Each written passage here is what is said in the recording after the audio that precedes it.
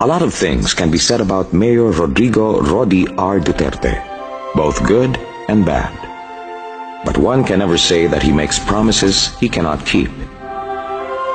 When he first ran for mayor in 1988, he ran on the platform of restoring order and stability in what was then considered as the killing fields of Asia. Just barely a decade later, Asia Week magazine included Davao in the list of top 20 most livable cities in Asia, making it the most livable city in the Philippines. What was known as no man's land in the 1980s became a city known for its cleanliness and orderliness. Mayor Rodi delivered on his noble promise for Davao during his first term. So Davaoeños kept voting for him again and again. And he has never lost an election since 1988, no matter how bad his critics and political rivals paint him to be. Mayor Rodi is the longest-serving city mayor of Davao. Now on his sixth term as mayor, he actually first got into politics by accident. Son of the late Governor Vicente Duterte, the last governor of the still undivided Davao province, Mayor Rodi was a reluctant politician who believed that becoming mayor, like the presidency of the republic, has a lot to do with destiny. When the late President Ferdinand E. Marcos was ousted during the 1986 People Power Revolt, and upon the installation of the revolutionary government of President Corazon C. Aquino, then Assistant City Prosecutor Rodrigo Roa Duterte was drafted and appointed OIC Vice Mayor of Davao City in 1986. And he was only considered for the post after his mother, Soledad Nanay Suling Roa Duterte, a staunch activist against martial law and a pillar in the local women's movement, refused the appointment. Mayor Rodi was prevailed upon to accept the OIC Vice Mayor appointment because he was thinking that he might be promoted to City Prosecutor after a democratically elected Vice Mayor has been chosen. That was his only goal then, to become head of the Davao City Prosecution Office. But fate intervened. The people of Davao chose him to be their city mayor in the first general elections under the Aquino government. And the rest, as they say, is history. The history of Davao in the last 2 decades, to be more accurate. There is at least an entire generation of Davaoeños who have not known any other mayor than Duterte. 20 years, 6 3-year terms as city mayor, and 1 3-year term as representative of the 1st Congressional District of Davao City.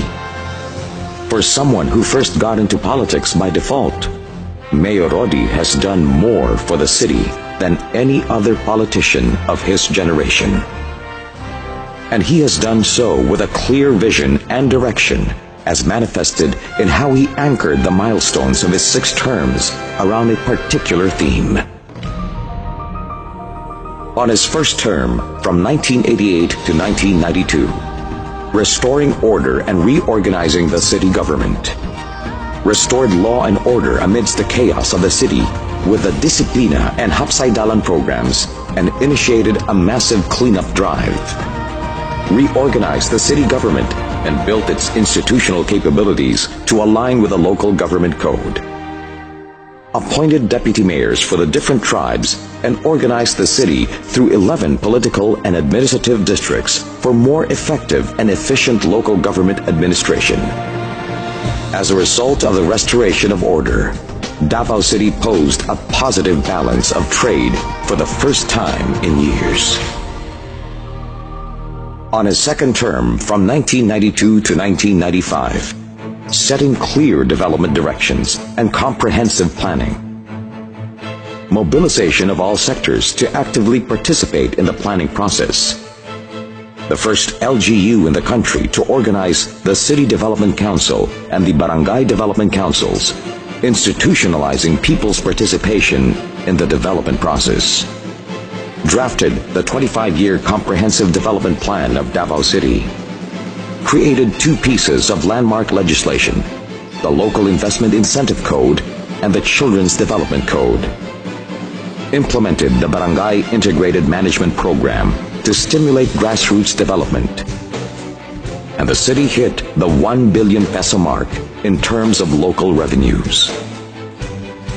On its third term from 1995 to 1998, going global and integrating gender and development, the city embarked on an aggressive tourism and investment promotions campaign through the Invest in Davao program, amended the city's zoning ordinance to respond to the growing needs of the city.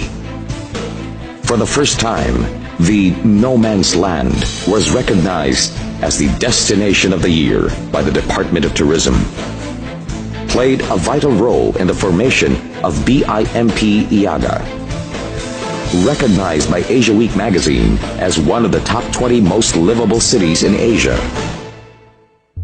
recognized by Citibank as the second most important city in the Philippines, created the landmark legislation, the Women Development Code of Davao City, established the Child Minding Center for children of city government employees, established the Balay Dangupan and Balay Paginhawaan for children in need of special protection.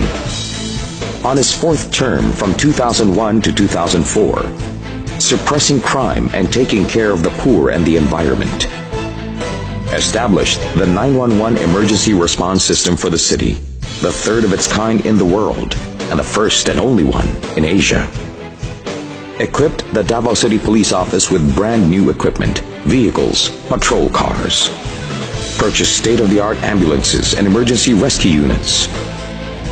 For the first time, because of LGU support, the Davao City Police Office was recognized as the best police office in the Philippines and has consistently won this award ever since. Established the Davao City Treatment and Rehabilitation of Drug Dependents, a resort-like community for drug dependents in the city. Created the Lingap Para sa Mahirap program to subsidize healthcare needs of poor constituents. Launched the Urban Land Reform Program to assist qualified informal settlers in relocating or acquiring their own house and lot. Drafted the Local Development Plan for Children and launched the Children's Congress. Created the landmark legislation, the Comprehensive Anti-Smoking Ordinance of Davao City. Implemented the Solid Waste Management Program. Adopted the latest information technology system in local governance. Launched the City of Character Advocacy campaign, starting with professionalizing the local government service. On its fifth term, from 2004 to 2007, investing in Davao youth and stopping violence against women and children. Launched the Recognizing Outstanding Davao Youth Project, or RODI Project. For the first time, Davao City got not just one, but two Galing Pook Awards for its gender and development program.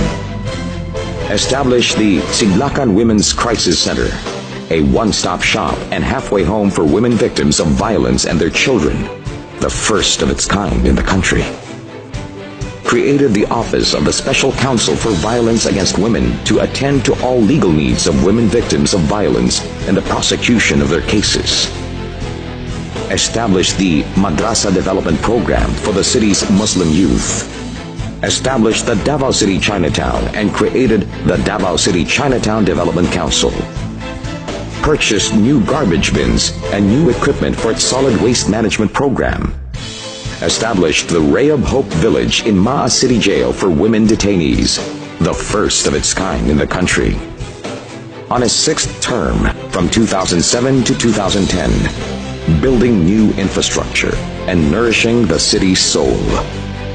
Implemented the adaptive traffic control system in the city's major intersections. Started the urban drainage and flood control system. Intensified watershed rehabilitation and coastal resource management. Built more farm-to-market roads and alternative road system network. Established Damlag Home for Boys as a response to problems arising in the juvenile justice law. Developed the old PTA grounds into a new city landmark, the People's Park. Established the Museo Davaoeño. Launched the Davao program to establish Davao City as the culture capital of the Philippines. launched the Scholarship for Tertiary Education Program, or STEP, implemented the Mobile Early Childhood Care and Development Units in the barangays, a mobile preschool and daycare, launched the Magnegosyo Taday and Magnegosyo Tabay, social entrepreneurship programs to address poverty and stimulate the grassroots economy. Clearly, the Duterte administration is not all about order and security. It is not just an end in itself, but a means to a greater goal: restoring order and securing the law-abiding citizens and visitors of Davao were the prerequisites for the city's growth and development. When the people are safe and secure, they are able to realize their potentials and fulfill their promise. More than being the Punisher, as Time magazine called Mayor Rodi, he is also the generous provider who mobilizes Davao's resources to take care of the poor, the sick, and the hungry. Whether they are residents of the city or not, whether they voted for him or campaigned against him, he is the just leader who fights for the defenseless, the helpless, and the hopeless. He encourages open dialogue among his multicultural constituents and promotes diversity. He values honesty and truth and protects every person's right to express his or her opinion, even if it disagrees with his own. He is also the great problem solver, as he personally listens and attends to all his constituents' problems, from the most mundane to the most complex of issues. The people of Davao are spoiled that way.